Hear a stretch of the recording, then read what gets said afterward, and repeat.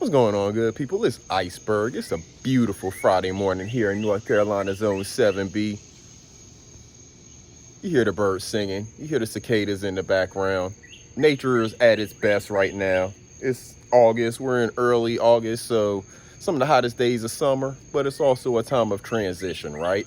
So what do I mean by that? We're in, like I said, the hottest part of the summertime for us here in North Carolina. We have these long sunny days, which is beautiful. I love the sunshine. Hot temperatures, we're getting up into the 90s. Sometimes you get rain, sometimes you don't. And with these hot, humid temperatures we have here, it pulls a lot of the moisture out of the soil, out of the top of the soil. But what do I mean by transition? Well, since we are in our later part of summer, we're getting closer to that fall season, it's garden transition time. So when I flip the camera around, you'll see that some of my plants are getting to their end of life cycle. Some of the rest of them are producing a little bit more because they are some of the later bloomers or the later producers. And then we have some that are pretty much done altogether. And with those ones that are done altogether, that means to us, it just sparks something in our brain that it's time to plant some new stuff. So transition season means it's also time for us to plant some new stuff in the greenhouse, get some new seedlings going. So whenever we go into this fall season, we'll have some nice mature seedlings to transplant into our garden. So all of the stuff that we're about to see in the garden that's at different places, this stuff will soon be dying off and no longer producing for us. And we'll need to replace that with something that is producing a nice fall and winter crop that will be able to take its place and continue to make our garden useful for us. So let's turn the camera around, take a look at some of what we got going on. And as you can see, we still have some of our house plants out here. We bring them in and out just depending on what they have going on. It's good for them to get some of the rainwater, good for them to get some of this nice sunshine. As you see back there, some of our lettuce, that stuff is pretty much done. It's dying off, it's dead. There's some seeds in the one over here to the right. This one over here is, looking pretty raggedy. There's one back here. Yeah, that's pretty much dead, nothing on it, right? So we need to replace that with something else, of course.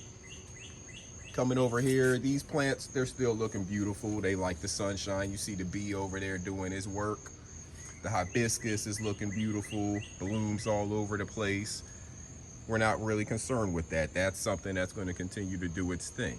When we move over to our tomatoes, we see that there's still a little bit on there, but we're also getting to the end of life on this one. It is still producing some blooms here, so we're going to let it keep going. As long as it keeps producing tomatoes, we'll let it keep rolling. Same thing with this one over here. It's still doing good. We got, big guy right there is not yet ready to turn, but it's still growing. We got some new ones coming in up here. Got this guy up here. So these tomato plants are still doing okay. We'll let them keep rolling. Our pepper plants, as we see, they are doing so much better. It seems like the later we go in the season. You got a great big pepper there, and this one turns red, so it's still going. I'm gonna let it keep doing this thing. Another one right beside it. You got another one up here, a bunch of little buds.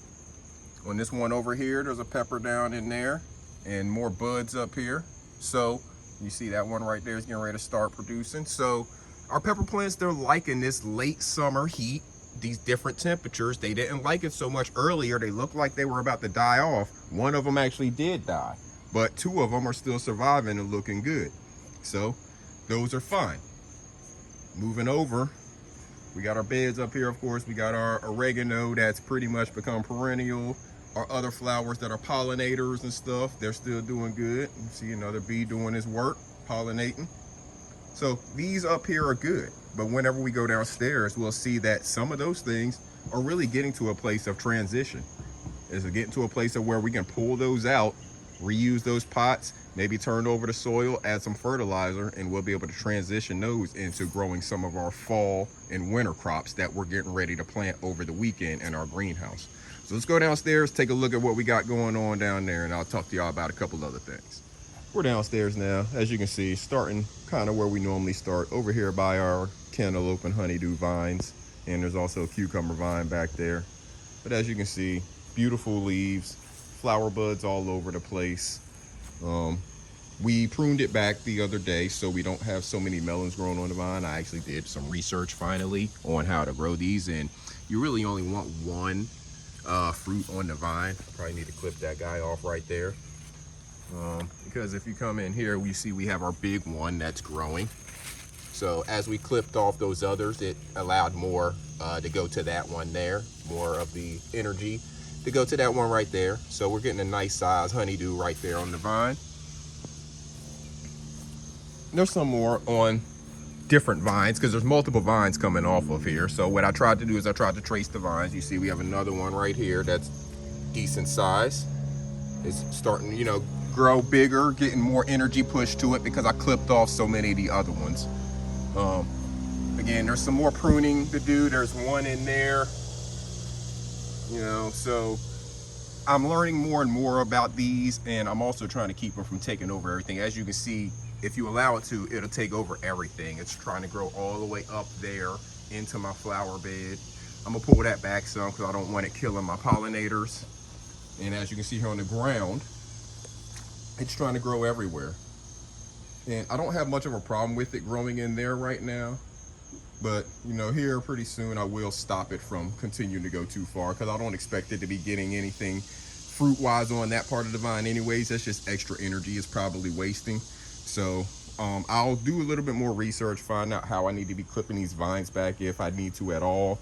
And I did learn that, you know, there's only supposed to be one actual melon on each one of the vines. So I'm trying to fully determine if the vine is just a part coming out of the soil here or the branch, basically, because they have long branches and you may get, you know, one fruit on each one of the kind of branches. So still working through learning that process, but you see we're getting a little bit of production. You know, maybe it would have gone faster, or, you know, maybe we've gotten bigger melons faster if we pruned them sooner. But again, learning process is all a learning process.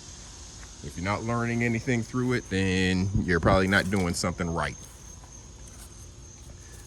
You know, we just let our plants keep going. I love the beautiful leaves and everything. And again, some of these things are producing fruit later in the season. This is from a different vine. This is the vine that's coming out of the flower bed as opposed to the one that's down here on the ground. So that's another thing with so many vines that are growing out here. It's hard to tell which one is which. So that's something that I'll have to make sure that I work on, especially next season, you know, planting these types of fruits, to make sure that I don't have the vines. I can keep track of which vine is which, so I know which fruit is which, you know, stuff like that. I'm gonna pull this one off because there's a second one on there. I need to probably get my shears. There we go. Here's a tomato plant. Again, this one is, I think these were supposed to be cherry tomatoes. We got one that turned right there. So I'm guessing all the rest of these are going to start turning here over the next couple of days. Don't know where this one is in its lifespan, but it's still producing some buds up here. So may not be ready for transition yet. Down in there, those supposed to be different color bell peppers. I mean, the plants are looking fine. They never produced any buds. There could be multiple reasons for that, but actually this one right here is starting to produce some now. So maybe we'll get some late season peppers out of this. That's why I don't, you know, give up on them too soon, because as we can see, the pepper plants upstairs, they're producing late season. So maybe these down here will produce some late season peppers for us as well. I'm not going to stop them from doing it. But in talking about transition, you see we have some of these down here that are ready to be replanted. We have more pots, you know, we have stuff that we've kept containers and things like that. So we have space to move things into our garden, and a lot of this stuff that you're seeing will be dying off in the coming months. By the time that the stuff that I plant this weekend is ready to be mature and transplanted into the garden, a lot of this stuff you see down here will be dead. Over here, you know, we have the different kale and radishes and stuff. A lot of these can be pulled and reused now. Reuse your pots. You can save a whole lot of money. Your soil's still good too. You may need to mix something in it, you know, give it some more nutrients, but the soil itself, unless there's some kind of disease or something that has killed your plants off, the soil is still good. So make reuse of your stuff. That's another way that you save a lot of money in gardening, farming, etc. But transition. So talking about that, we're talking about transitioning in the garden, transitioning from summer crops and vegetables to some of the fall and winter crops and vegetables. I also want to talk about transitioning when it comes to some of the YouTube stuff. Now, hopefully you all see, if you're watching this video, hopefully you see that I have a live stream scheduled for later on this afternoon. Right now scheduled for 5:30. It may push back a little bit, but hopefully I'll be able to keep it right there.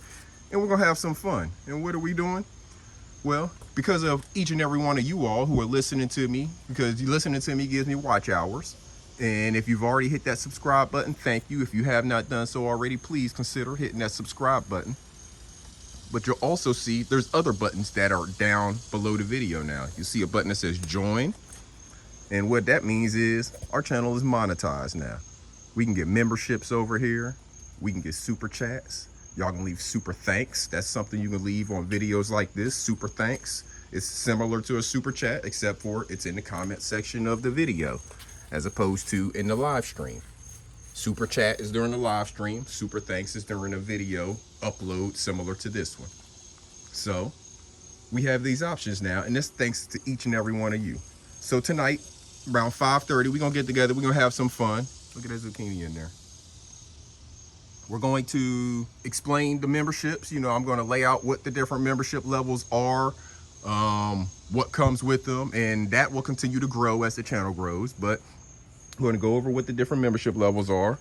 Also going to have some fun going over some different things, and I'm going to cover the audio from Sister T and QR's little court thing, because yeah, I got a hold of that audio as well. So I'm going to cover that, and look at these bees doing their work. I'm going to cover that audio. We're going to have a good time with that. That's some good laughs. There are 3 bees, 2 or 3 bees in there. They are loving this one flower. That's weird. Like, I've never seen that like that. I don't know what's going on with this one flower, but there are like 3 bees in there that are going to town. These are squash flowers. So, something, I don't know. That's behavior I'm not familiar with. We're the bee people out there. What's going on that these bees are infatuated with this flower? They're like in there. I've never seen them in there like that. Just, I don't know. It's almost like they're mating in there. And the other bee went on down there to the other one, and he's just in there. They're like living inside these flowers. Never noticed that before. Interesting. Learn something every day out in the garden. But hopefully y'all will join me this afternoon, this evening. We're gonna have us a good time. We're gonna have some fun. We're gonna have some laughs. Again, I'll explain what the memberships are about. I'll explain what comes with them. We'll have some, you know, maybe some giveaways and things like that as we continue to grow the channel out. But thanks to each and every one of y'all. Hopefully y'all come check me out this afternoon. Like I said, we're gonna try to do it probably around 5:30. Come make sure y'all join me for that membership show, the monetization show, not the membership show, it's the monetization show. So you'll be able to see what the monetization is about on this channel, on this platform, what we plan on spending those funds to go towards. And it's thanks to each and every one of y'all. So y'all make sure y'all have a wonderful day. I'll holler at y'all later on this afternoon, good people. This is Iceberg. Salute.